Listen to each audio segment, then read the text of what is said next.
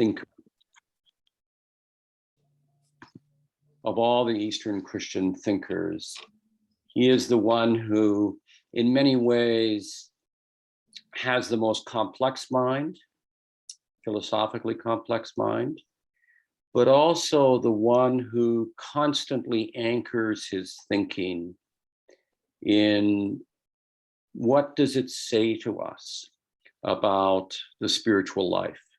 What does it say to us about how to become fully human, about how to become incarnate, how to become holy?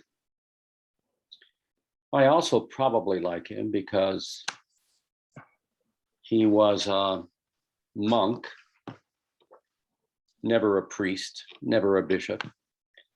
So as any of us who've spent time with the Eastern Church know,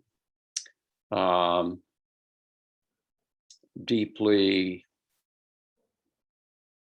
remarkable human beings who reflect on the spiritual life are often martyred by their own bishops. And I think anybody who's martyred by their own bishops deserves some attention.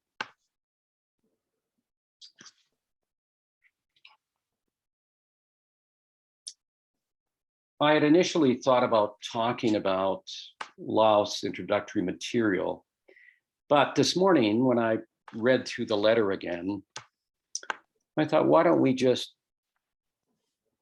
do what John the Cubicularius, you know, that word, part of the Byzantine bureaucracy, that's no doubt where the idea of cubicle comes from, and bureaucrats sitting in cubicles. So I'm going to, if it's okay with you, spend some time reading. You can follow in your text, although I'm not using all of the text. I'm just want to highlight a number of things, but it'll take a little while. And just, I imagine that when he wrote this to his friend and his friend's friends, likely it was written to a man that he knew when he was in a monastery in Constantinople, and a group of them who probably had gathered around quite regularly with him to think together and study together about what it means to be human, about what do we really make of Jesus Christ, about all those struggles around Christology.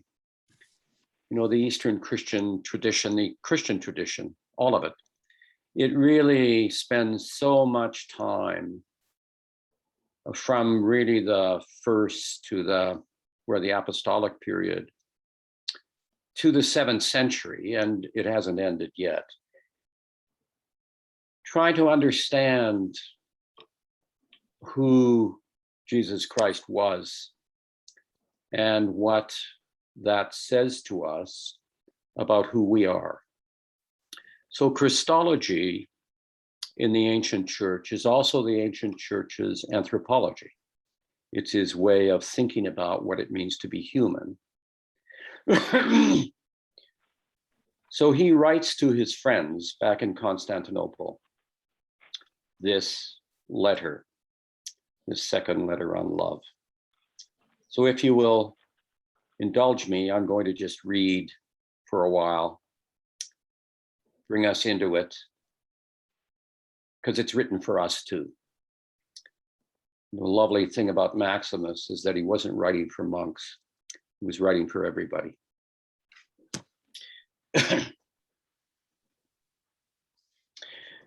So his greeting at the beginning of the text sort of circumambulates having the law of grace as a bond of friendship. For nothing is more truly godlike than divine love, nothing more mysterious, nothing more apt to raise up human beings to deification, the fulfillment of the law and the prophets. For they were succeeded by the mystery of love, which out of human beings makes us gods, and reduces the individual commandment to a universal meaning, a universal logos.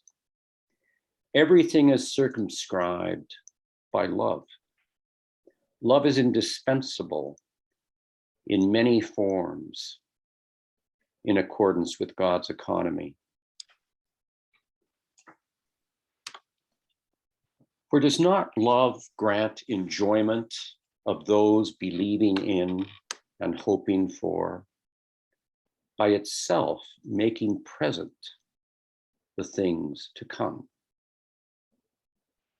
And what about humility, or meekness, or goodness, or gentleness, or mercy, self-control, patience, long-suffering, and kindness, peace and joy, by which we gently lull to sleep passions and their burning heat and fever. Love is the goal of every good, being the highest of goods with God, and source of every good. It leads forward those who walk in it, being faithful and infallible and abiding. On faith and hope. Love is the fulfillment of these, wholly embraced as the final last desire, and furnishes them rest from their movement. For love gives faith the reality of what is believed, and hope the presence of what is hoped for, and the enjoyment of the present. Love alone, properly speaking, proves that the human being is in the image of the Creator. By making self-determination submit to reason, not bending reason under it and persuading the inclination to follow nature, and not in any way to be at variance with the logos of nature. In this way, we are all, as it were, one nature, so that we are able to have one inclination and one will with God and with one another. We choose what is ultimate. The deceitful devil,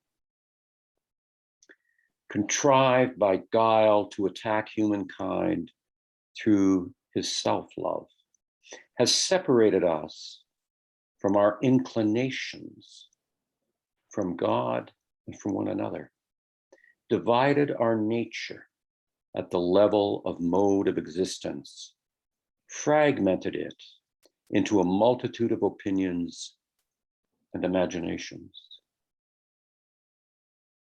Humankind has brought into being from itself the three greatest primordial evils, the begetters of all vice: ignorance, self-love, and tyranny, which are interdependent and established one through the other. For out of ignorance concerning God, there arises self-love. And out of this comes tyranny towards one's kin. For by the misuse of our own powers, reason, desire, and the incentive powers to excite and provoke, these evils are established. For reason, instead of being ignorant, ought to be moved through knowledge to seek solely after God. And desire pure of the passion of self-love, ought to be driven by yearning for God alone, and the incentive power, separated from tyranny, ought to struggle to attain God alone. And the divine and blessed love, which is fashioned from these, and through which these come to be, will embrace God and manifest the one who loves God to be God himself. Since these have turned out evil because of man's own will and the devil's deceit with regard to human beings, God, who made nature and wisely healed it when it was sick through wickedness, through his love toward us, emptied himself, taking the form of a slave, and without change, united himself to this nature hypostatically, for our sake, and from us, and through us. He became wholly man to such a degree that unbelievers thought that he was not God, while existing as God to such a degree that to believers was granted the ineffable and true meaning of reverent religion. In this way, the works of the devil were dissolved, and nature restored to its pure powers. And by again bringing about union with him and of human beings with one another, God renewed the power of love, the adversary of self-love. This self-love is and is known to be the first sin, the first prodigy of the devil, and the mother of the passions that come after it. She to whom it is granted to be worthy of God through love does away with it, with all wickedness, which has no other foundation or cause of existence than self-love. For such a one no longer knows pride, envy, anger, bloodthirstiness, wrath, guile, hypocrisy, dissembling, resentment, greed, and everything by which the one human person is divided up. All these she roots out.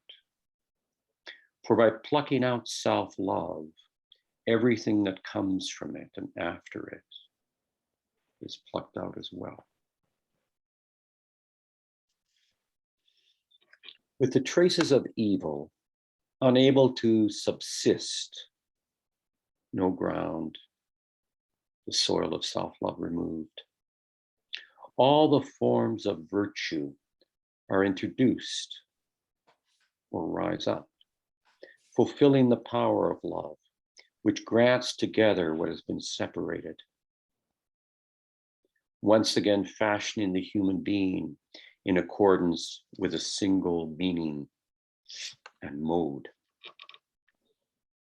It levels off and makes equal any inequality or difference in inclination in anything. Each is so drawn to his neighbor in preference to himself, and so honors him before himself. Each one willingly frees himself from himself by separating himself from any thoughts or properties to which he is privately inclined, and is gathered to the one singleness and sameness in accordance with which nothing is in any way separated from what is common to all, in God and in others, and they are radiantly established as one, having the one logos of being in themselves, utterly single in nature and inclination. And in this, God is understood. In him, they are all beheld together, and they are bound together and raised to him as the source and the maker. Perhaps it is this that great Abraham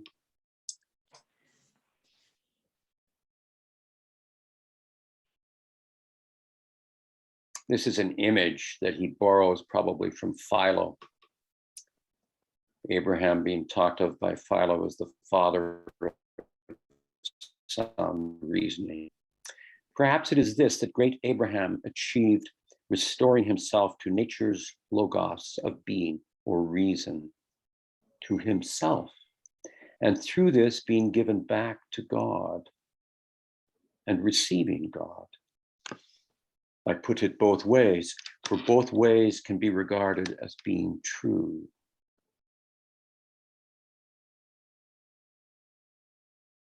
I think of Abraham here and that inkling he had in Ur of the Chaldees, that all the sacralities, the God of the city, the God of the hearth, the God of the field, all of the sacralities were significant, but that inkling he had that there was a God above the gods, that murmur in his mind that led him to the one Lord of all history. As man, he was made worthy to see God and to receive him, since he lived naturally in accordance with the perfect natural logos through love for humankind. This is striking in the Abrahamic narratives. Louth makes the point here that this is a kind of Stoic idea, this seeing virtue as a life in accordance with nature. And I hope some of you will be able to speak more about that. I think of Abraham and his time in Egypt. He was a wanderer after all, at the entrance to Canaan and by the oaks of Marmara with the strangers. And how Abraham in all of these situations responded to the strangeness of these situations. And Maximus sees that as Abraham's love for humankind, for the image of God in all, not simply for his tribal identities. Abraham was led up to this, having relinquished the individuality of what divides and is divided, knowing all as one and one as all. This is clearly not a matter of inclination, about which there is contention and division, while it remains irreconcilable with nature, but it is of nature itself. Nature remains undamaged and undivided in those that have received grace, not divided up into the differences introduced by inclination in the many, all directed to what is common and undivided in all things at the level of nature. God is thus manifest in those who possess this grace, taking shape according to the specific character of the virtue of each through love for humankind and condescending to be named from humankind. For it is the most perfect work of love and the goal of its activities to contrive through the mutual exchange of what is related with the names and properties of those that have been united through love, should be fitting to each other. So the human being is made God, and God is called and appears as human because of the one and undeviating wish in accordance with the will and movement of both, as we find in the case of Abraham and the other saints. And this is perhaps what is meant when it is when it is said in the person of God, I have been likened in the hands of the prophets. God takes form in each through his great love for humankind. Out of the virtue that is present in each through the aesthetic struggle. For the hand of each just person. That is his ascetic struggle in accordance with virtue, in which and through which God receives his likeness to human beings. Love is therefore a great good, and of goods, the first and most excellent good, since through it, God and man are drawn together in a single embrace. And the creator of humankind appears as human through the undeviating likeness of the deified to God in the good, so far as it is possible to humankind. And the interpretation of love is to love the Lord God with all the heart and soul and power, and the neighbor as oneself. Which is, if I might express it in a definition, the inward universal relationship to the first good connected with the universal purpose of our natural kind. Other than this, there is nothing that can make the human being who loves God ascend any higher. For all other ways of true religion are subordinated to it. This we know as love, and so we call it, not divisively assigning one form of love to God and another to human beings, for it is one and the same, and universal, owed to God and attaching human beings one to another. For the activity and clear proof of perfect love towards God as a genuine disposition of voluntary goodwill towards one's neighbor.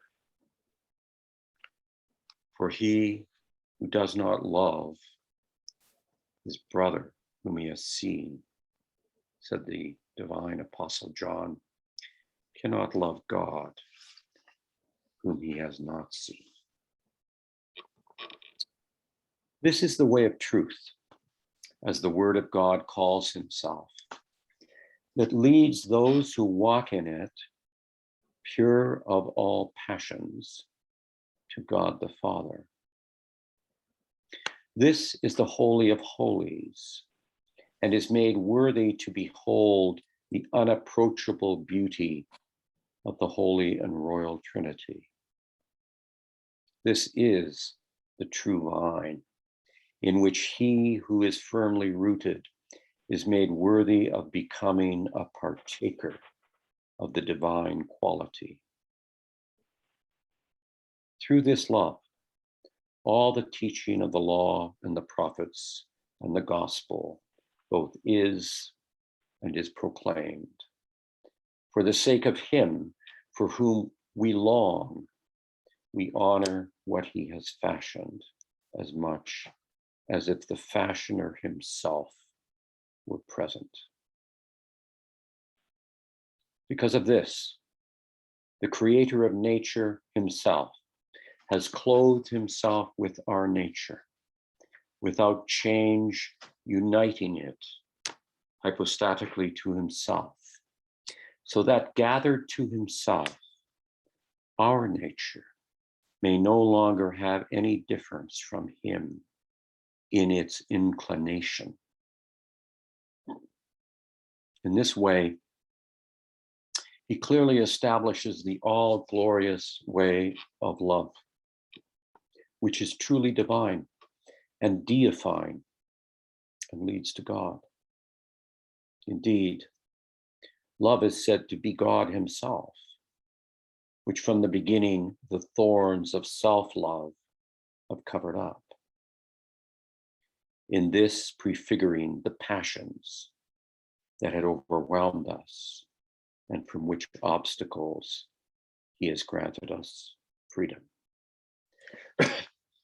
For the sake of love, the saints all resist sin continually, finding no meaning in this present life and enduring many forms of death, that they may be gathered to themselves with this world, from this world to God, and united in themselves the torn fragments of nature. This is the true and blameless divine wisdom of the faithful, the goal of which is the good and the true. For it is good to love humankind and right to love God and to one another, and therefore possesses an unfailing continuance of good things. You who have become blessed and most genuine lovers of this divine and blessed way, cling fast to those qualities that will assure your passage to love's goal.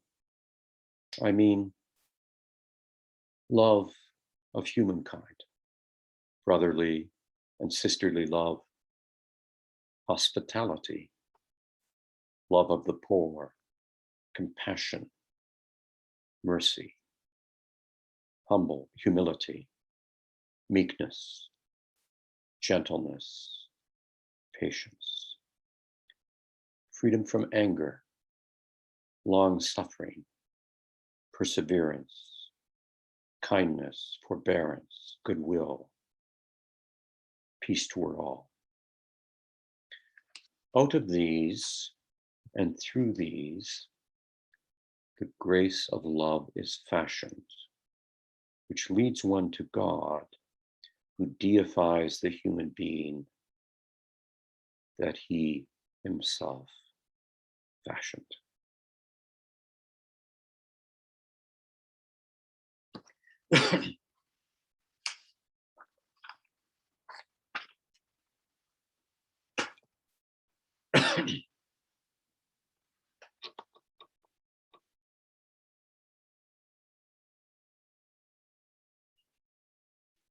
So what do you hear? Would you like to pick up on? First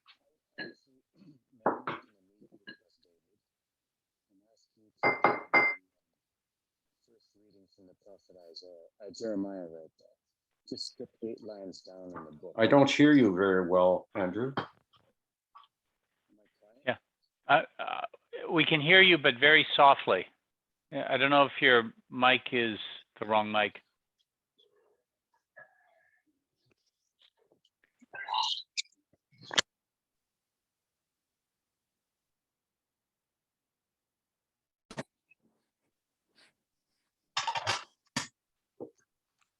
Can you hear me now?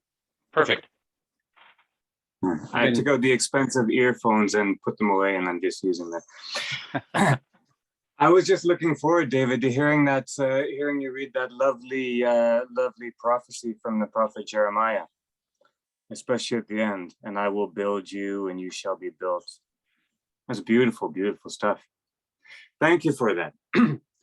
Let's. I want to ask. I have a kind of curiosity why you chose the passages you chose, but I want to actually ask you to follow up a different thought, and everyone too. That came to mind.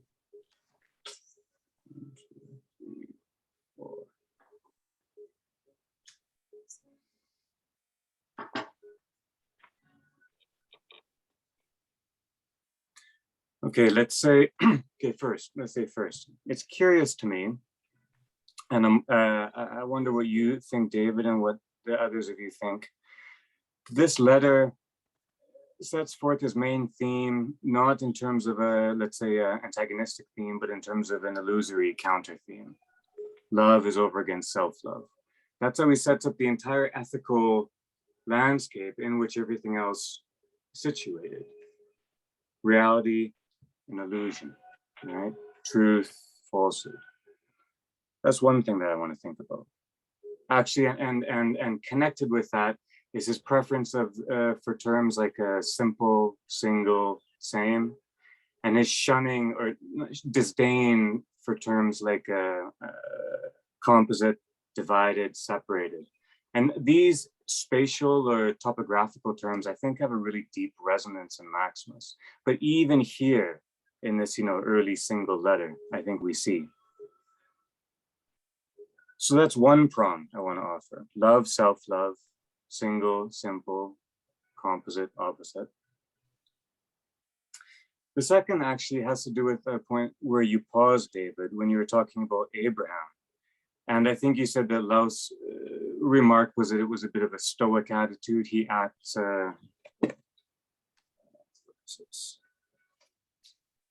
Yeah. page 89, right? Yeah. Mm-hmm. Since he lived naturally in accordance with the perfect natural logos through love for humankind, right? Mm-hmm. That nature there, this is I think a deep question that we might have to get into in weeks and weeks.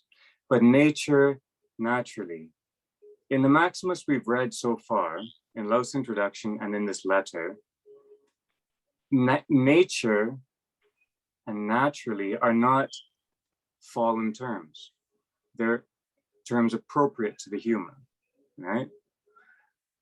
Abraham lived naturally in accordance with the perfect natural logos through love for humankind. Okay, the meaning of nature there,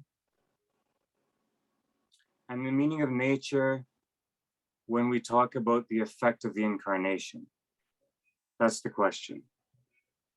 If nature's generally positive, and it seems to be that's I'm positing that, I don't know. It seems to me that it is generally positive. Then what are we talking about when we talk about incarnation, two natures, and so on and so forth? And again, maybe this is a question we just will get to naturally later, but it strikes me here. Those were the two. I have more prongs, but those are two prongs which, David, at least I'd like you to think about initially, and if you like, say something, and others too. But what do you make of that, David? Either one of those. Self-love, love, Mm-hmm. simple, single. Yeah. Well, he's he sits in the center of that patristic tradition, which sees creation as God's work, which sees human sin as a turning away from what is given, a turning away from what is in fact natural. Yeah. And beginning to live the world out of the prism of your own passions, your own self-image is what pollutes the image of God within you. So Maximus's preoccupation is this question of, well, what we would normally call in patristic theology, the whole process of restoration. How do we come back to ourselves? How can we be restored from all of that which disintegrates us, which separates us from ourself, from the world, which separates us from God? So it's part of that tradition of Christian spiritual thinking, which sees creation as good, very good. And that the dissolution that occurs in human beings is born of their self-forgetfulness and the missteps that leads to. And then, of course, as Maximus does so well, building on Evagrius Ponticus and others, speaking about what that healing journey is like.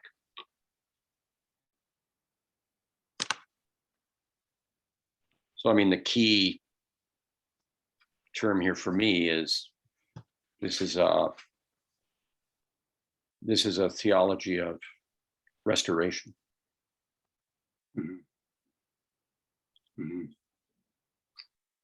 Restoration meaning the resumption of the appropriate state of something. Mm-hmm. The natural, not the unnatural. Which, Right. I like that very much. It ties into the earlier thing then about love and self-love. Yeah. Or image of God and self-image. It is in that splitting. Yeah. And then the composite or the divided. That the yeah. I mean, the tragedy of self-love is that it's not love. Yeah.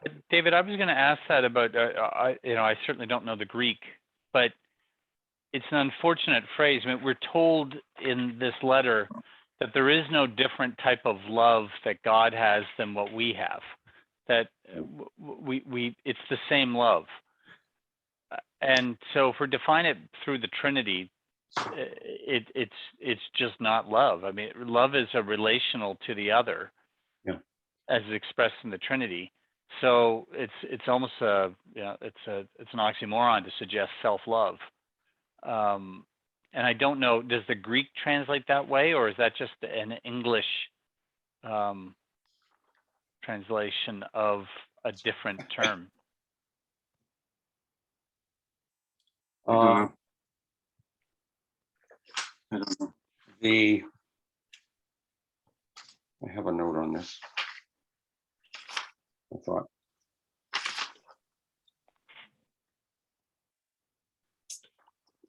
What did I do with that? Oh, here we go.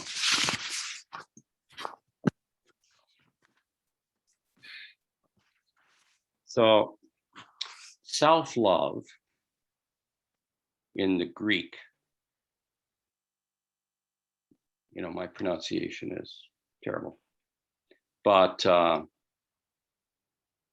philotia. So we recognize the phil part of that, as in Philadelphia, one of your favorite cities, David. But the otia means from itself. So self-love is, to use an image from that we also find in Western theology, is a turning in on yourself. Right. It's a closing off. And with that, you remake the world in your own image. You remake the world out of your own selfishness, out of your own self-preoccupation. You have become occupied by your images of yourself, even if they're images of loss or images of ideals. you have closed yourself off from what is. Philotia, from itself.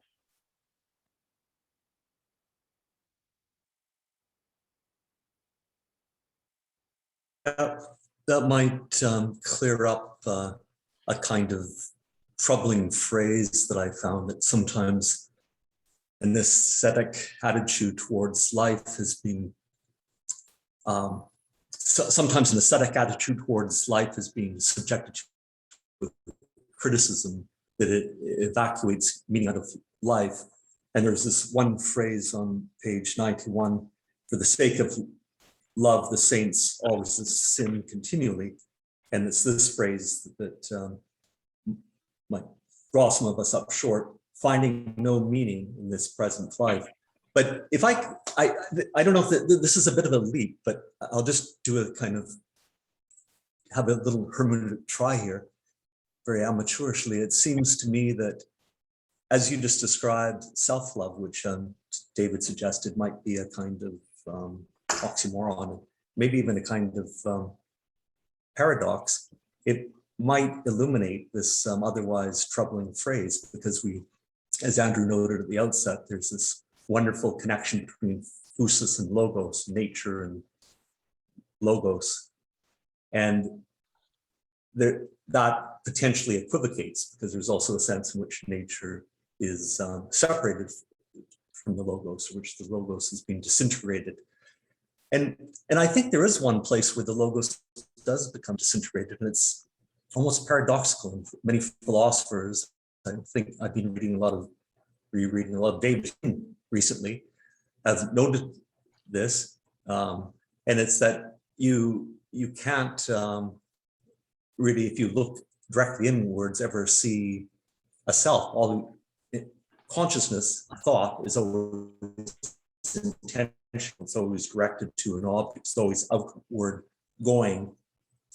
And when you try to perform an introspective, impossible action of looking directly inwards, you find nothing. There's nothing there to be found, but it's paradoxical, because there, in a sense, one can surmise there has to be something there, but it's a dead end, it seems, and so we reach a kind of mystery at this point. So maybe outwardness, even at the most basic dimension of perception, is where meaning lies and can only lie. And the attempt to go inward, as you suggest, means that we have to fabricate meaning, and that's where a kind of projected image that potentially falsifies meaning might occur. And so perhaps that's why you can find no meaning in this present life in that, heavily qualified sense, if it's orchestrated by this impossible act of self-love, which creates an empty projection, a meaningless projection. It might illuminate that phrase, although I'm just reading outside of the immediate context. I like that very much, Michael. Particularly the outward movement. You put it succinctly in about 5 words, but the necessarily movement outward at the heart of what, perception, or how would you put it? That's I don't really know how I would put it, but that's put it as well. Would it be going too far to say that that the human being only exists in relationship? Yeah. Just as the Trinity is it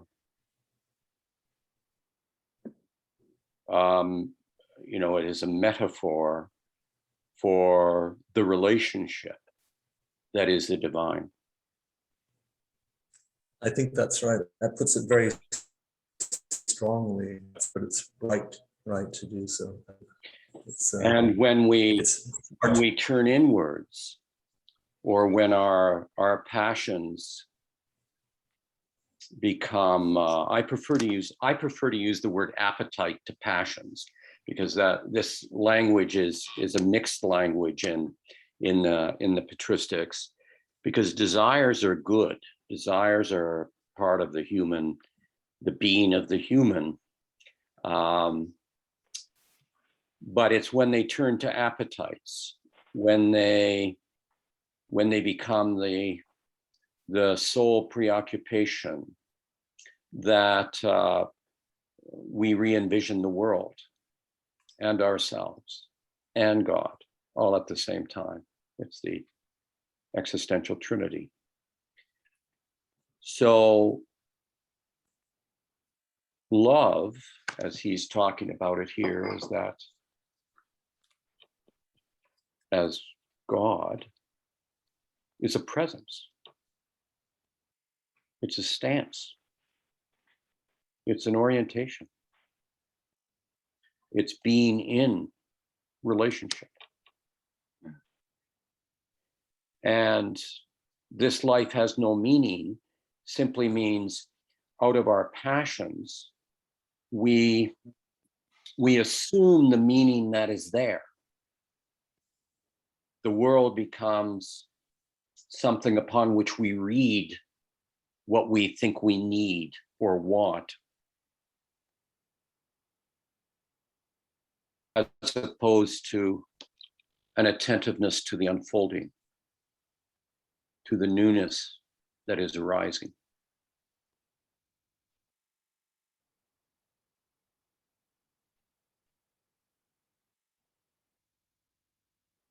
It's a very dynamic image. Pardon me? It's a very dynamic Very dynamic. ontology. Yeah, we are not something. Let me try to link that with Michael's earlier point too. I like what you say very much, David, about the divine, the truth, the telos being a presence, a stance. Not kind of a thought you could retrieve and then kind of utter as if that made it real. It's bigger than that. And when Michael was just talking about introspection and so on, and I've read everything I could find of Maximus, and I always thought he almost never says me or I. I mean, in this early letter, I admit, in these letters, which I hadn't read before, there are more, but in his more kind of public work. And at one point he does, and he says, in the inner workshop of my heart. And I thought, he has to bring material into the inner workshop. But he barely ever kind of presents it as his idea. Most of the things we're reading are his ideas, sometimes gathered and blended together. But it's his distinctive stamp, but he doesn't treat them like that, because it seems like he treats his work kind of just gathering and integrating the truths that are already there, that are already common to us, right? So he's not going inside and becoming a genius. He constantly says, I don't want to invent, I'm not innovating, right? I'm not saying anything new. But what he's doing is drawing together.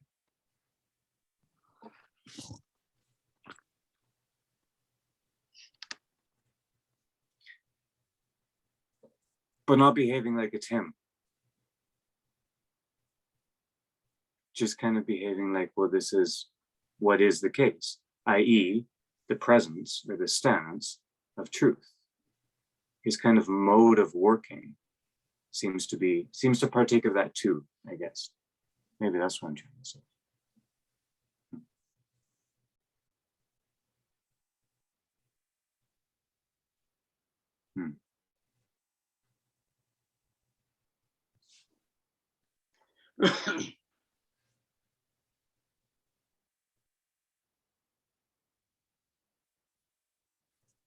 Well, I would think that from what I was reading, it certainly would be, anyone would be suspicious of an innovative thought. It seems to be that, it's the, sort of like the Polanyi's understanding of discovery, that this is something you come upon. It isn't something that you are the author of, and so. And yet, when he talks about those who err in theology, he speaks of individuals erring. Yeah, that language of coming upon. Go on, if you will, go on, David, and deepen that a bit into a sense of tradition or of heritage. You know, that kind of bigger kind of term for the whole thing. What would you make of that? Because I like that. I think that you made my something I was trying to say better than I did. Please. Well, I think the Orthodox faith is not, it might be articulated by somebody, but it's not discovered by somebody in our modern understanding of discovery.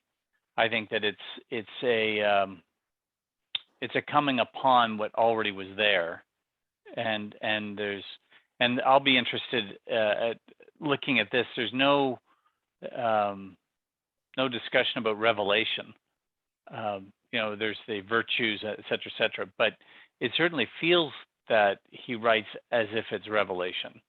And the revelation is a double revelation. That is something he sees, but it is endorsed and supported by the tradition. And that's where you get the sense of orthodoxy. So the old man, from the saints, all this seems to be not just sort of, it isn't a false humility that he isn't, I don't want to brag that I figured it out, so I'll just say it happened before. I actually think this is it's absolutely key to us understanding the stream from which it comes, and that we get to participate in it, but it's not us initiating it. So I think that's why we don't see many I's and me's in this, as you say. And yet it's deeply personal. My goodness, the way David read it there. I mean, if we could write love letters that well. It is, isn't it? It's just gorgeous. He's writing to his friends. Yeah. And writing about something that is profoundly intimate.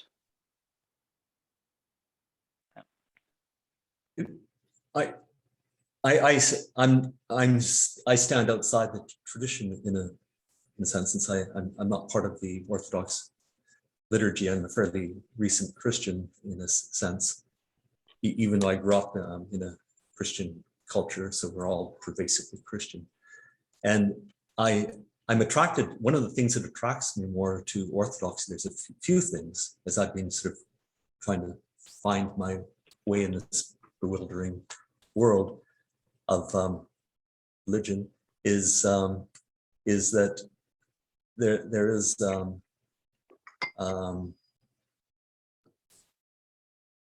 kind of an immersion in the antecedent, obviously Hebraic culture, that goes without saying, but also in the Greek philosophical tradition, as David mentioned, he made an allusion to Stoicism, but earlier thought as well. That's why it's quite exciting, that notion of fusing the notion of phusos and logos. I think that I could be wrong, but it might be distinctly Christian. Well, I don't know. I'll retract that. It might be distinctly Christian. Certainly, the idea of the logos become flesh seems to be a Christian innovation. But anyways, I just wanted to make this point. Sorry for the doing this kind of with trepidation. But if we don't define the self in a kind of impoverished way, but define it relationally, then maybe we don't have to be quite so inhibited about attributing this wondrous creativity within a tradition, and not a hermetically sealed tradition. After all, there were other traditions. And because there is something really fresh and creative, the level of expression, and there's always this tension. Maybe there's nothing new under the sun, but there's also, as David. That's why I was kind of somewhat excited about what David's characterization. It is nonetheless in this broken, this disintegrated nature, a kind of unfolding. So that could be maybe you could characterize that in different ways, I suppose. Recovery of the logos, but there is something, and it's not as though obviously anyone can reveal to himself or create something out of nothing. So I agree entirely with your point, David. Actually, this is confusing to David Jennings. Well, But anyway, if you I'll listen to me stop talk there, more and but- more, there'll be less confusion between me and David Goa. Just why don't we call him Profound, and you'll come up with your own name for me. Michael, I want to. Yeah. Oh, sorry, David. Sorry. No, pardon no, me. no. That was great. Go ahead. No. I thought I thought you were just having banter. Pardon me. Please go ahead. Michael, I think that's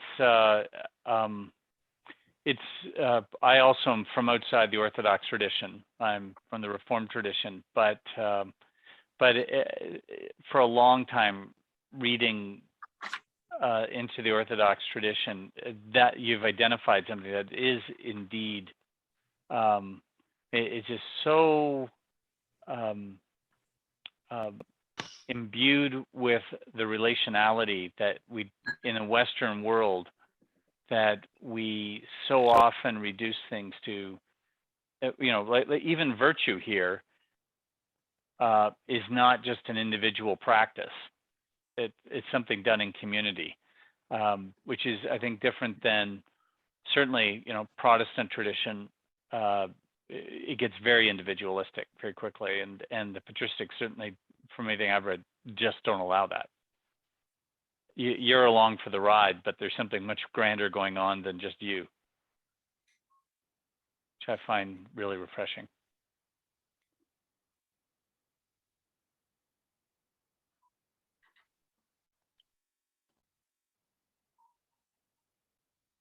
There is,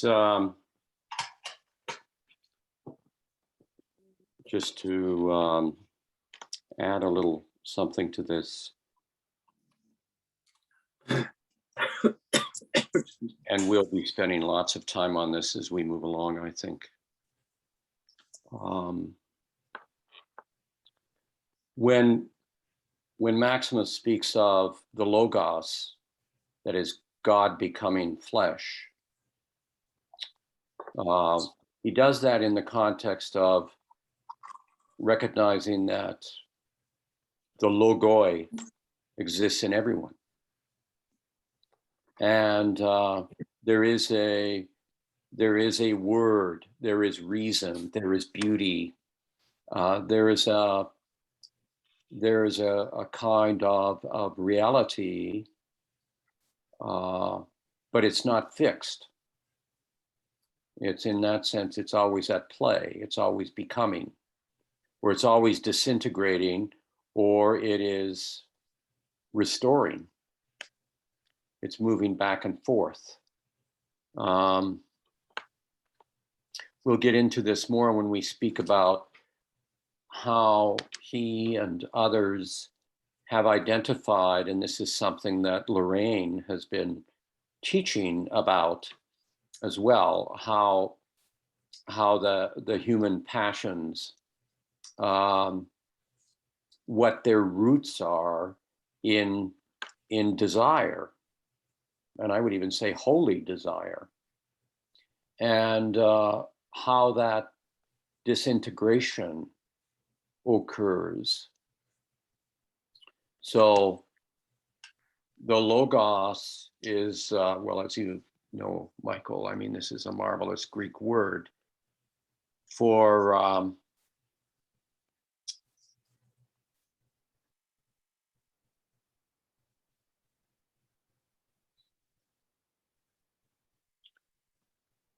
the excellence that exists in beings, but since God is not being, but beyond being, what are we really talking about? We're talking about, I mean, I don't know how to put it outside of saying that the being of the human is always becoming. It's always unfolding. And it's always moving back and forth. Now, often in Maximus, as well as certainly in Evagrius, Ponticus, and others, John Climacus and what have you, there is this sense that there's a kind of ascent that can occur. But I want to say just a little something about this that we may pick up on later on. When we read about it spoken that way, I'm often a little uncomfortable with it, but that's probably because I'm a perpetual sinner. Like, I really am good at it. And I sometimes think that it's these steps, if you will, they're not actually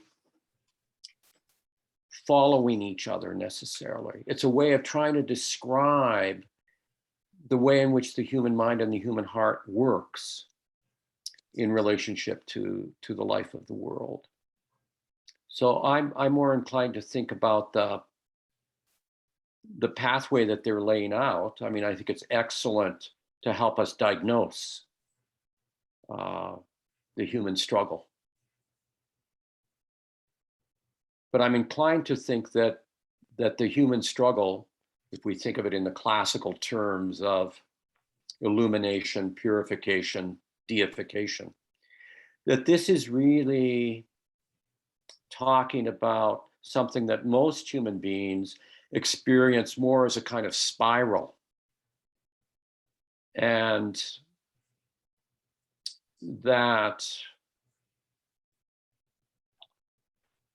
in a sense, the great spiritual challenge for human beings is to lessen the time between our stepping out of life, our stepping into our own imaginings. Lessen the time between that, sin, as it's called, missing the mark, lessening the time between when that occurs, when I realize it, and when I turn around, shortening that time. David, I really appreciate that, because I think that's, I don't know how one references this, but on what's indicated in the text is 400a, that's where he talks about once you pluck out self-love, then Right. once that's no more, absolutely no form or trace of evil can no longer subsist. And all the other forms of virtues are introduced. And it just is so chronological, and it just does not, I mean, this whole aesthetic wrestling that we're supposed to be doing, that strikes me as that's certainly not my life, and I don't think it's most of the lives I know. This sort of sense of a chronological progressivist understanding of deification. I think that this is, as you say, that at best it's a spiral, a vortex or something. I mean, it's not static. There is a movement, but it's constantly going back and forth with this, and maybe it's just false humility, but if one can say that about Maximus, but he ends his letters, not sort of like Jonathan Edwards, the chief of all sinners or something like that, the equivalent of that, which you find a lot of these saints do, because they're just much more aware of their own sin. But so when we get into Maximus, and that's it, you're saying that we won't find this as this sort of simple chronological progressive movement away from sin? Or is that just something that the way he expresses it, I'm reading it that way, but his is just sort of describing how it ought to work, not how it does work? Andrew, do you want to speak to that a little bit? I don't want to interrupt. I'm keen to speak, but after you. Well, this is a little letter. So there's a lot of, among friends, So there's a lot of, as with any little letter among friends, there are lots of shortcuts and sort of understood tropes. I think in the overall work of Maximus, I think you will see that he certainly understands the dynamism of the spiritual life, and that these matters are not in lockstep. No. They don't unfold for us like that. They're because at the very center, of course, of it is, when holiness, deification, theosis,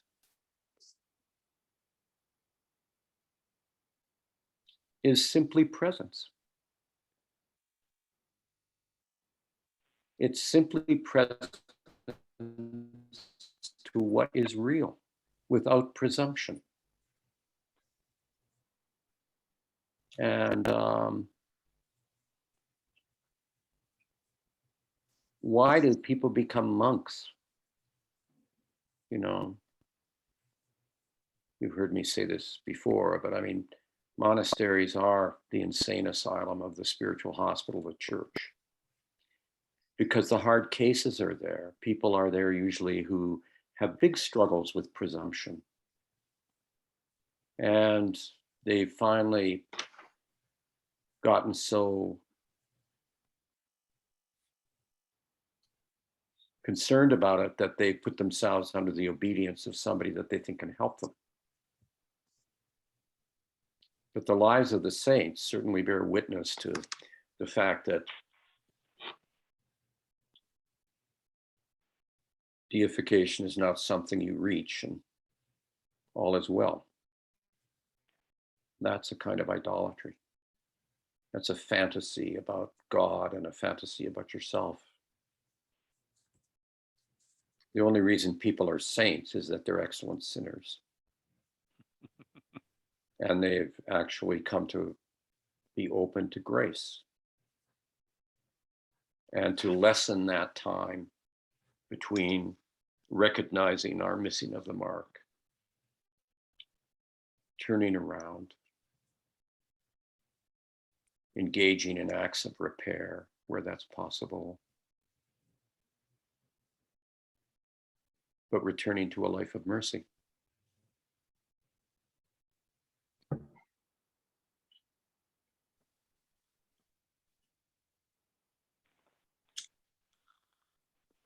Yeah, it's beautiful.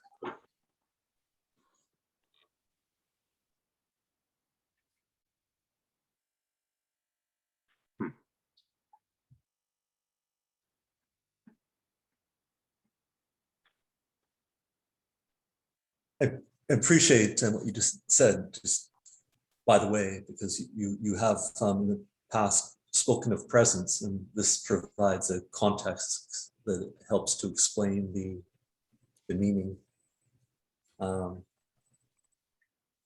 idea of being open to reality. So it's an important idea.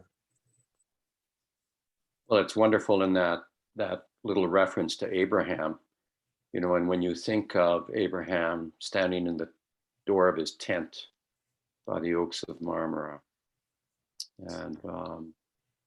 and rushing out to the strangers, begging them not to pass by. I mean, in the desert,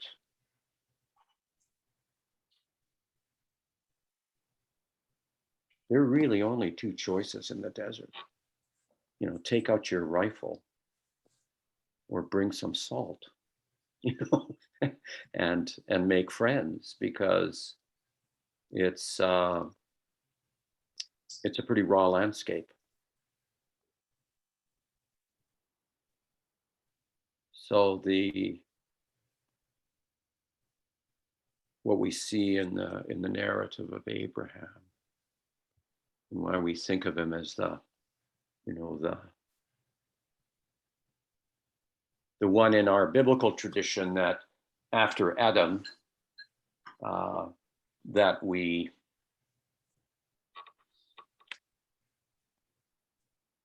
Adam and Eve walked in the cool of the garden in the Eve with Adonai. They walked in the garden of presence. Abraham,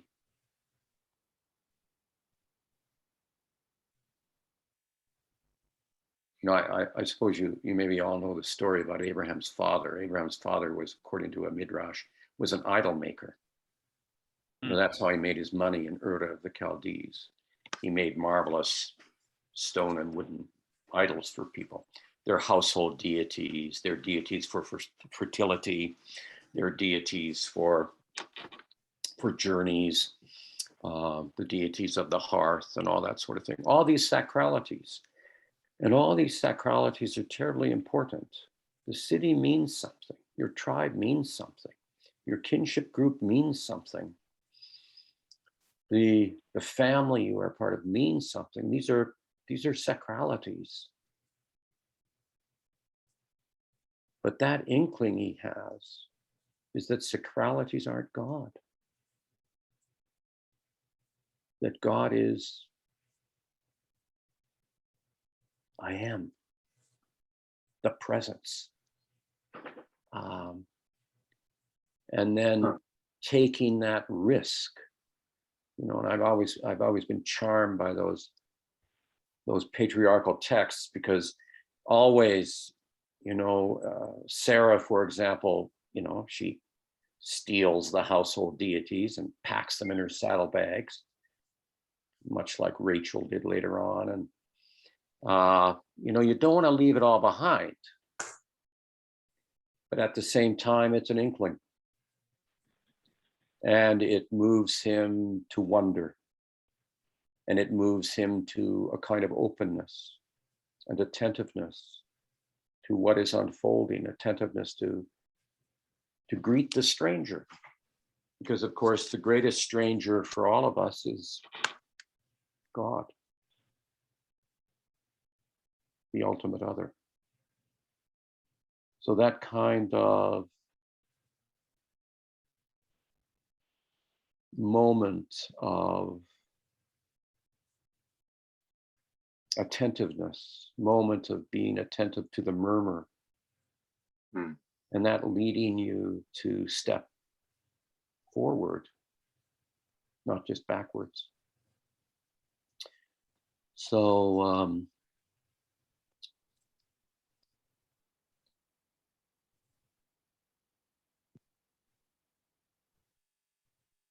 for somebody like Abraham, and then it was what he was up to down there in Egypt and the curiosities of that. And then when he came back to Canaan and argued with his relatives about where they should settle. I mean, there is in those narratives the beginning of this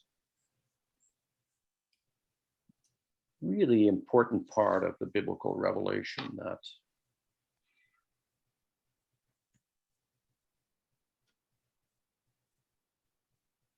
we are, despite ourselves, capable of crossing boundaries, of being open to that which we do not know or understand, and attending to it, and being addressed by it.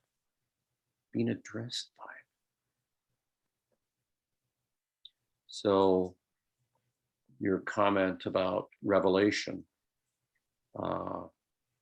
is lovely, David.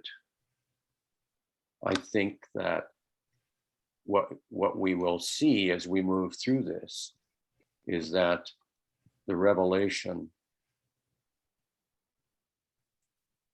has not ended. It is the daily being addressed. It is the daily encounter. Yeah. And the revelation of God in Jesus Christ is a prototype, if you will. But the point isn't Jesus of Nazareth. The point isn't a 2,000-year-old story. The point is your time today. So it is a genuine revelation. What is being unveiled in front of us that we do not see or that we glimpse. And this really, I mean, this brings us back to what you were just focusing on a moment ago, David, the wonder, the attentiveness, the openness, you know. And if I might link a few kind of thoughts backwards to see if we want to circle back and come back, or what may come of it. The focus on, let's say, dispositions of the spirit. You like to say dispositions of the mind. That's good. Dispositions of the mind, rather than the focus on, let's say, concrete acts as means for healthy spiritual progress, right? Attentiveness, prayerfulness, and attention and prayer are very close words in Greek. Compassionate, that sort of thing. The images, and Michael, I'm going to come to your earlier questions about images and precision, but the images with which we figure progress in the spiritual life. David, you said something really beautiful there. You said with St. John of the Ladder, with, you know, the step 1, step 2, step 2. It's a kind of handy yet obviously clunky way to characterize something which is only broken down this way for kind of the simplicity of a lesson. Yeah. So we're wary of the images that indicate spiritual progress. We're fairly okay with the disposition so far, but we're wary of images that articulate, try to figure spiritual progress. We're also wary, and this will come up later because Maximus does get into kind of this spatial thing a little bit. We're also wary of images of, let's say, spiritual health. We had words earlier like restoration or, pardon me, you know, resurrection, wholeness, right? We talked about being complete or progress, you know, in circles or better in a spiral. We have to be careful with those images as we are I think, and I'm suggesting, as we are careful with the images which indicate spiritual progress. And this is due to what we call, in a way, the suspicion of categories, the apophatic sense that in stilled images, let's say, stilled only for the moment in thought, in stilled or even static images maybe, lies trouble, right? It always needs to be alive, to be moving, as David and David just were talking about.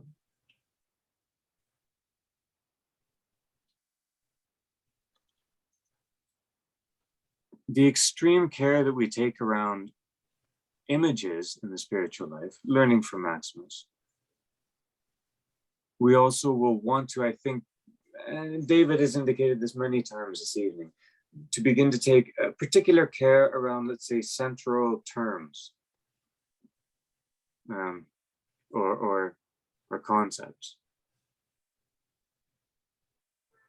And so, and this came to mind, David, because your earlier reference to your care with which you spoke about human being or one's humanity in the whole category of ontology.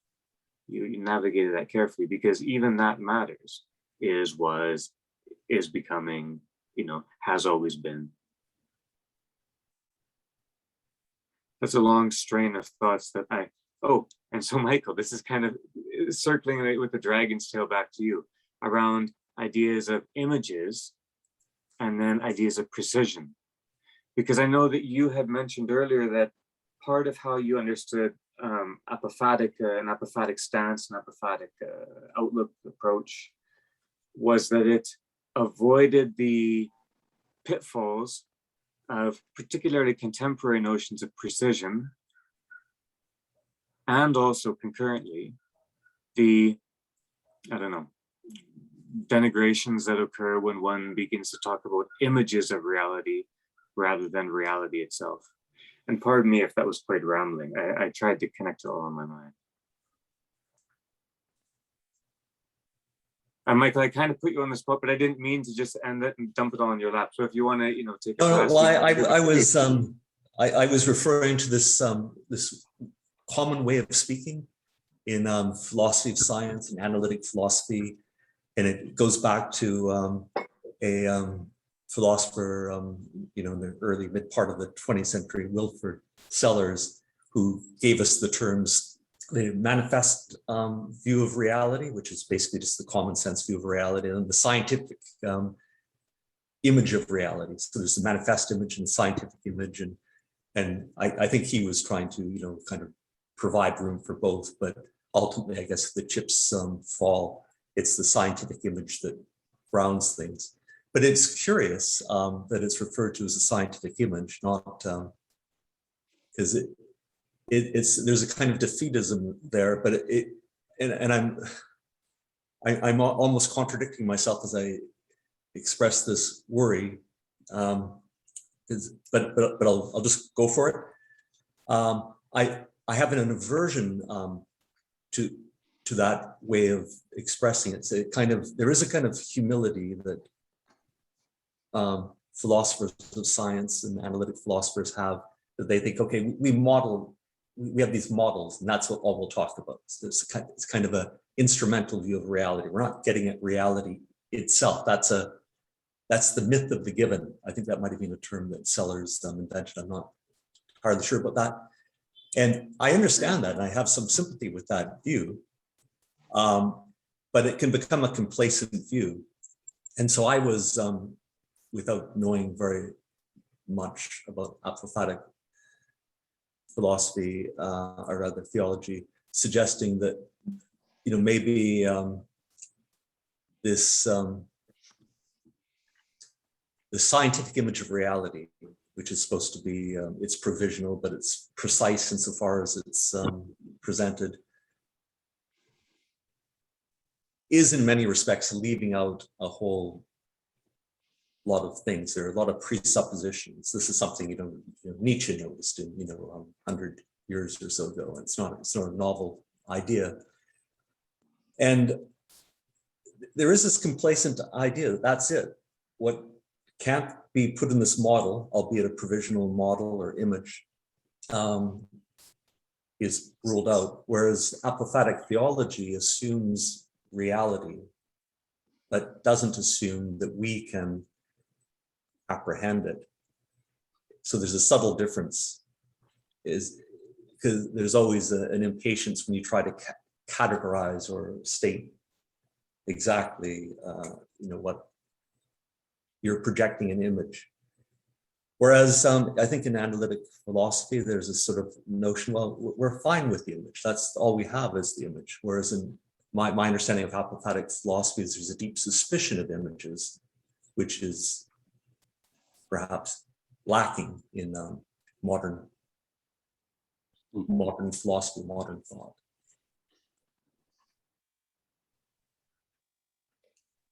I think it's beautiful. But I'm ready for a reality check. No, that's beautiful. Express ideas that are fairly recent to me. I want to challenge you on one thing. If apophatic theology assumes reality and is suspicious of images, which I think that's really nice, actually. What do we have then? What does that mean? Is reality elsewhere? Are we not seeing it fully? Are we only partly in reality? Is it ever around us, but we can't recognize it? If any of those questions make sense, it makes sense. I mean, I'm interested in kind of echoes of things like don't have or aren't part of, or or away from, or distinct from, that kind of thing. I mean, obviously, I'd be more curious to hear what people, immersed in the tradition would say, but it just seems, and so I might be using these terms, in a different way, but to me, reality is pervasive, and we sometimes we're constantly missing the mark, miss reality. But it's pervasive in us, in the world. But of course we shouldn't be too prideful in thinking that we at any point grasp it very well. And so I can kind of half admire this, kind of a scientific philosophical humility about, okay, we're not talking about the thing in itself, we're talking about an image. But there is something that's gone a little bit wonky there, which I'm probably not.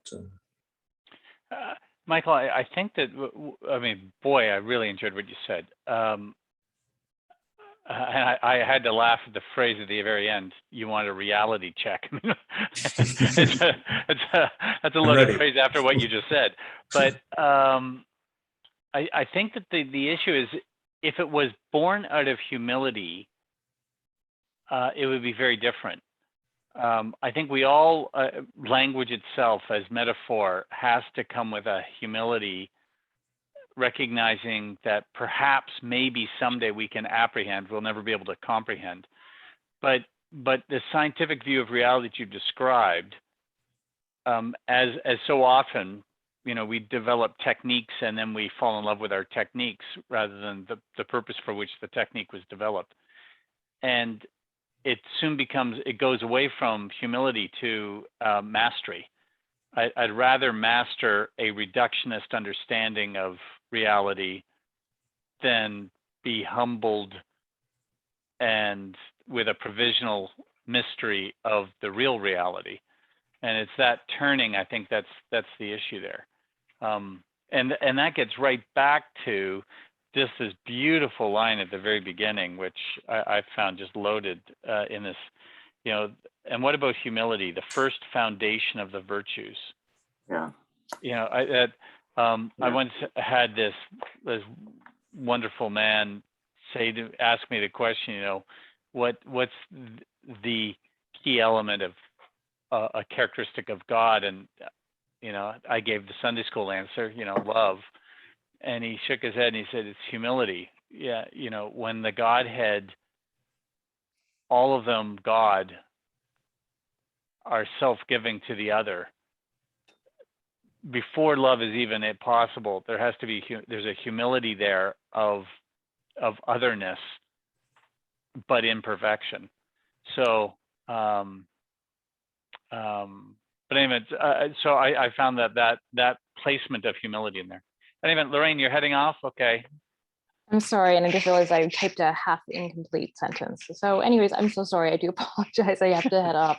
I have a meeting I'm chairing at 7, so I just need to make sure I have a few minutes. But thank you for this beautiful conversation. I have Good to see you. much to reflect on, and thank you, David and Andrew, and I will see you all in 2 weeks. So thank you for this.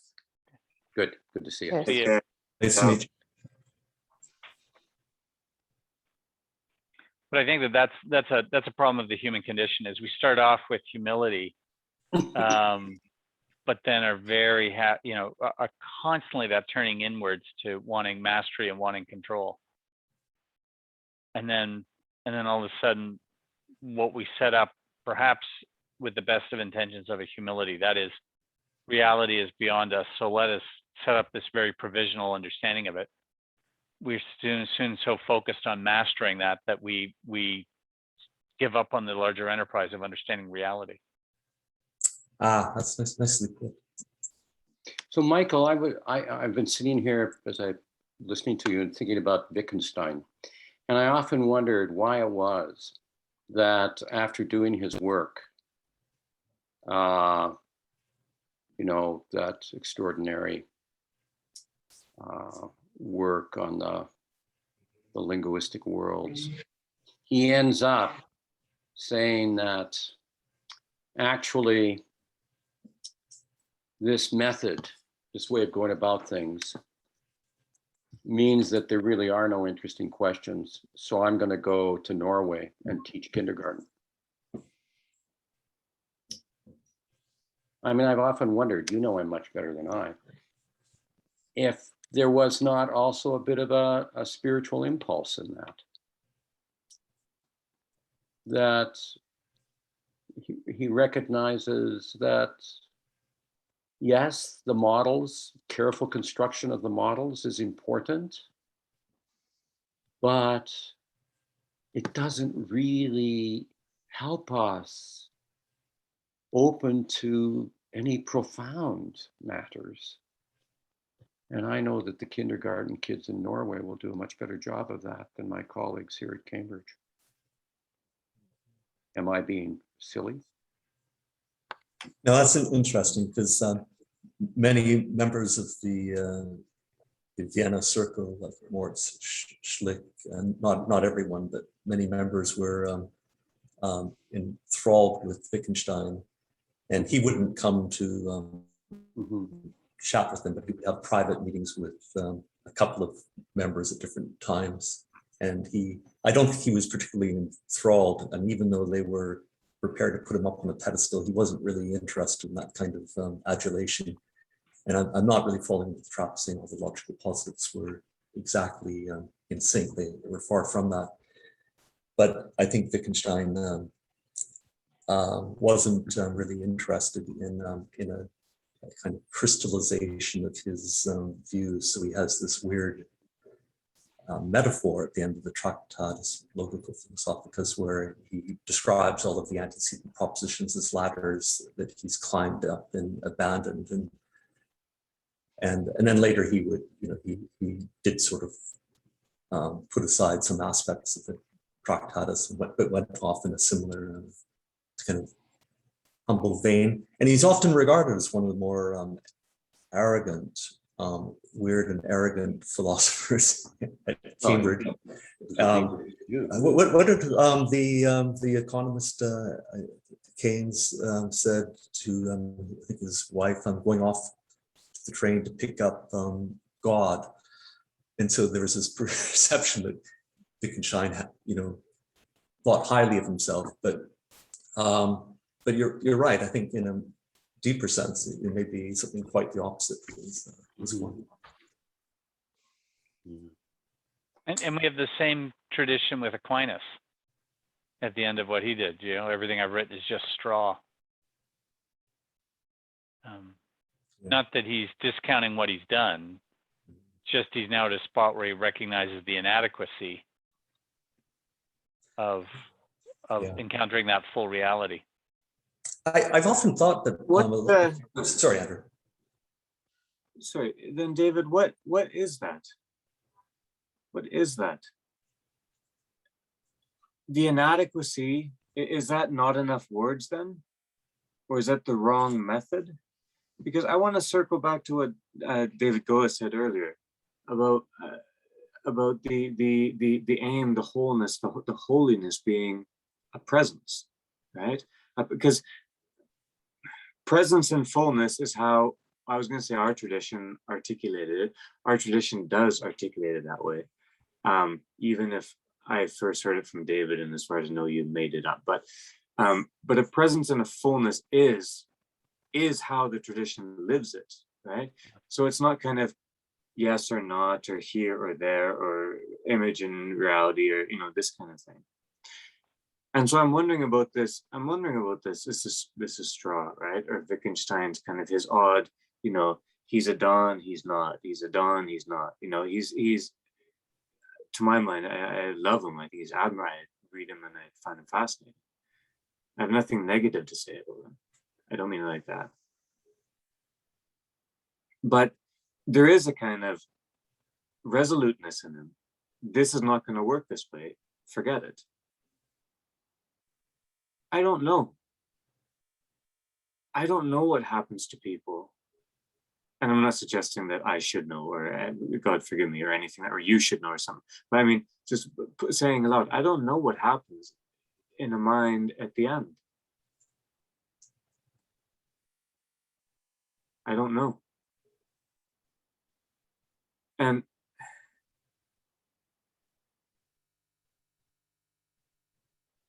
that sounds very dramatic. I think my mind's pausing because I got stuck on that overly dramatic image there. Pardon me.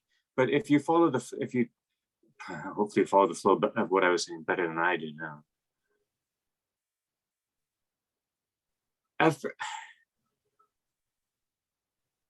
When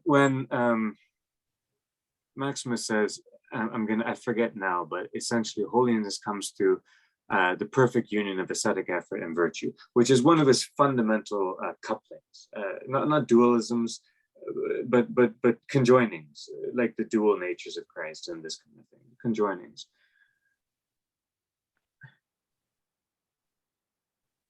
And he says stuff like,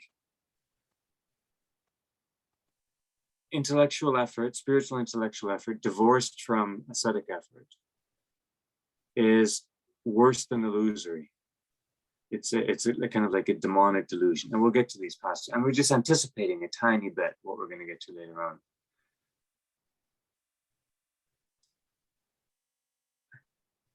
Now I'm completely lost myself in my own weird connection of thoughts. Pardon me. If there is anything in there for anyone, please.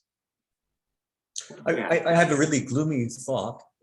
What if you were to extend this separation through the whole culture, so that modern thought, or the most rigorous sort of with it aspects of modern thought, have systematically severed the connection between action, morality, and thought. So analytic philosophy is just, it's right up there with theoretical physics in a way. It can just be, I had to sit and listen to one of the better analytic philosophies who I made a slight misstep, made a disparaging comment about logical positivists, and he proceeded to give me a technical lesson on the drive home late at night from Lions Bay, where we were at a drinking party together, all the way to SFU, where I dropped him off. And it was just a kind of seamless technical discussion about why, my view might have been an error. So I appreciate it, actually. I really liked it. But at the end of the day, and I'll have future discussions with Nick Filion, the Logician Department, Philosophy of Science guy at SFU. And one of the questions will be that, is there this separation? I mean, you can talk on an individual level. I think it is a mistake to just, philosophize, intellectualize. It's a kind of an escape from your communion with other people, obviously with yourself. But what if the whole culture has done this? And if we put all of our eggs in the science basket, and philosophy is a kind of handmaiden in the sciences? What do you mean, what if? Well, we have done this, so this is the pessimism. We've done this. That's happened. But it's not even, we haven't even done that, because pure science doesn't set out with a goal in mind. Whereas what we have now is almost only applied science. That is technique to achieve something because of control, mastery, and gosh, it works. I mean, like there's some really good stuff, but at least pure science allows for that humility and that stance. So I'm not even sure we get the science you talk about, but I think that Andrew, just the Aquinas just speaking about everything he's written is just nothing but straw, wasn't nihilistic or wasn't a repudiation of what he's done, because he said it's in comparison to what has been revealed to me. So at the end of his life, it was just, he had to do all of what he did to be perhaps at a spot where he could understand the profundity of the revelation that was beyond words. And as we say, as you're saying with the apophatic tradition, you have to be careful about icons. Words are icons. Words are, they are metaphors. They are symbols on a page that represent something. And perhaps like a good icon, we can see through that word to something greater.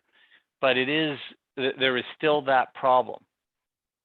And I think that's Can where I just- an Aquinas or a Wittgenstein might Yeah. tip the hat to something beyond that. Yeah. Do you mind if I respond to that quickly before you go on? Pardon me, so I don't lose my thought. Okay, please do, and I'm not going on. That was it. Oh, pardon me. Please, well, go on anyways. Okay, then I would only say, not to quibble with you, I don't think, maybe, but I don't think so. I think to try to just be careful. Then what do other people have? Are there degrees of salvation? If his mind, and if I understand anyone who ever talks about him, he's got one of the greatest minds that God ever bless anyone with ever. You know, Bach, he's up there with Bach, that kind of thing, right? But I don't know him well. So I'm not insulting him. But if his mind, if that's what he meant, or if that's kind of the tone or the flavor of what he meant, that it wasn't enough, more was needed to appreciate. I don't know what the word would be, appreciate or encompass or whatever the profundity of the revelation that he had then witnessed or was about to witness, whatever he saw, right? What happens to other people?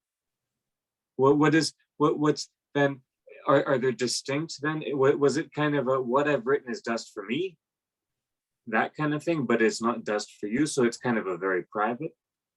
And now I fear I might be into quibbling, but I don't mean to. I'm just very interested. No, it's fair enough. I mean, it isn't a Gnosticism where you have to get to a certain level before you can then have that. I think revelation comes to all of us. So. It's just that for all of us, revelation, there's an inadequacy in our thought, our words, our deeds, in trying to express what has been expressed to us of that profundity. And it's just nice for guys like me to know that guys who are really good at it, they have the same problem I do. Yeah. You know, so. But you don't express a presence, you express a revelation. You can't, you something else happens with the presence. That's I think that's what I'm trying to get at, is I think there's some kind of subtle thing that we're slightly dancing with each other around or something, or not. Perhaps I'm wrong. Well, let me suggest something. Please, David. I mean, Aquinas was ill. He had been ill and unconscious for a period of time. And then he started to get a little bit better. And his great teacher came in to talk with him to try and bully him into getting up and getting on with it. He was afraid that he wasn't going to finish the work. And of course, it's commonly spoken about as a beatific vision. So the theological cathedral that he builds in his unbelievably masterly way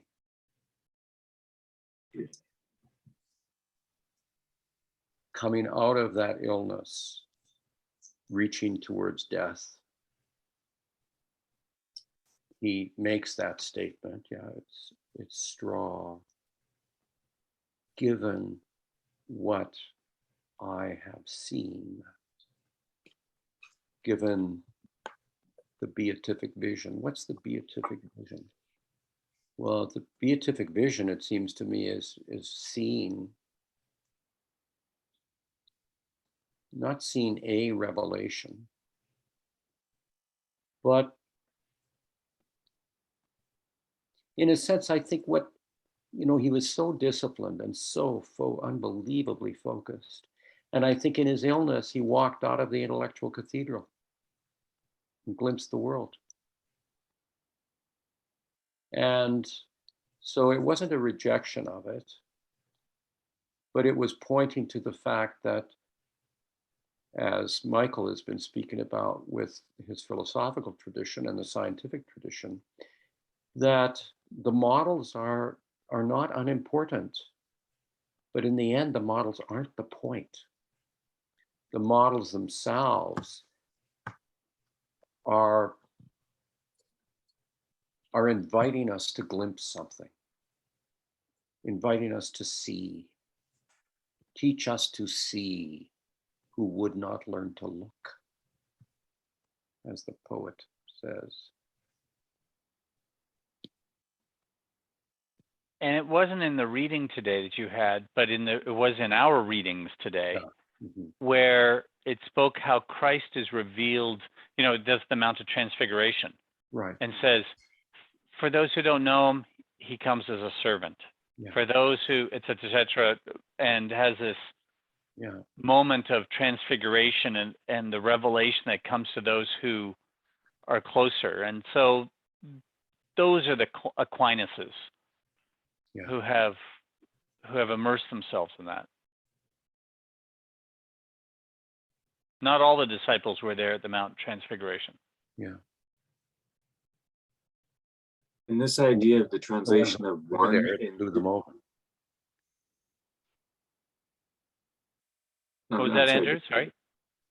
No, I'm sorry, David. I interrupted. No, I just said not all of them were there, and the ones that were there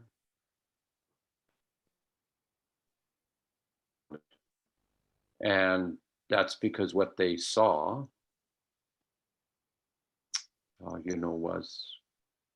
was the man. Yeah. Mm-hmm.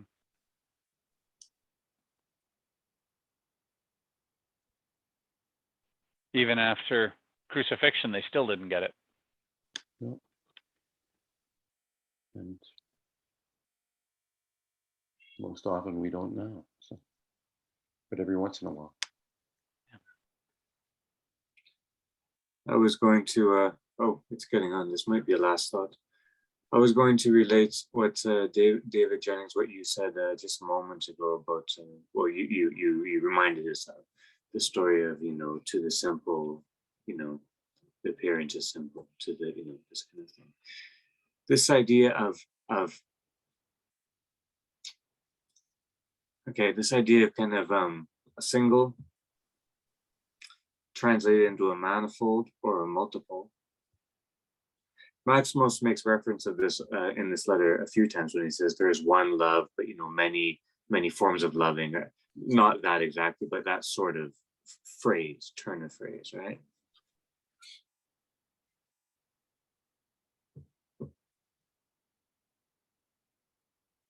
And I think that this will relate to the idea of there's one ultimate form of love, but many, just as there is one logos of all life, different ways to him, as it were. To the distinction that we will see, and that will be important, between the logos and the tropos in Maximus's theology. The logos, which is an extraordinarily rich term that David and Michael have begun to open up for us. And then the tropos, which is a very trickier word, I think. But it, Louth translates it here as manner or mode. It could be kind of turn, kind of its own turn, like a turn of phrase, its own turn, its own figuring. But yeah, that just struck me that we'll have that in mind too as we go forward. Mm-hmm. Well, what do you make, David? Have you thought about this for this week? Just in case you have. Have you thought about or begun to think about the distinction between logos and tropos in Maximus, or have you reserved that for later? Which David Jennings probably has. Oh, sorry, David, go ahead. I have David, go ahead. Sorry, that's the pardon me. DJ. We'll come to it later. Yeah. One of my sort of last thoughts, just listening to this last little bit of conversation, is that there is no hierarchy of presence. Yeah, that's a very good way of putting it. There is no hierarchy of presence. The presence of the widow with her hay penny in the temple is the same. as the presence of Jesus' mother asking him to make some wine at the marriage feast, is the presence of Jesus sitting down with Zacchaeus, or turning from the cross to Longinus. So I think that it's so easy for us to forget that communion is not, in that sense, it's not multiple. It's everywhere, but it is the singular opening that happens. Mhm.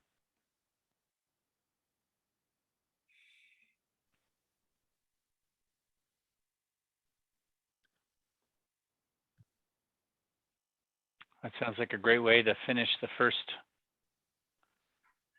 session. Thanks so much. Let's do that then. Just as by way of reminder, thank you all, obviously, very much. But we'll see a lot of each other too. The introduction to this book on the Cosmic Mystery of Jesus Christ, pages 9 to 43, I think, thereabouts. For next time, we'll also still be talking about the letter on that. So, because it's just, there's so much there. Mm-hmm. And I will send out an email as soon as it downloads and translates and does the whole shebang. David, any details we need to recall or keep in mind for immediately? You didn't have that storm down on the island, David? We'll find out tomorrow, but I was moving furniture off the porch tonight. Or, so, yeah, it's downgraded to a tropical storm and it looks like it'll miss Bermuda.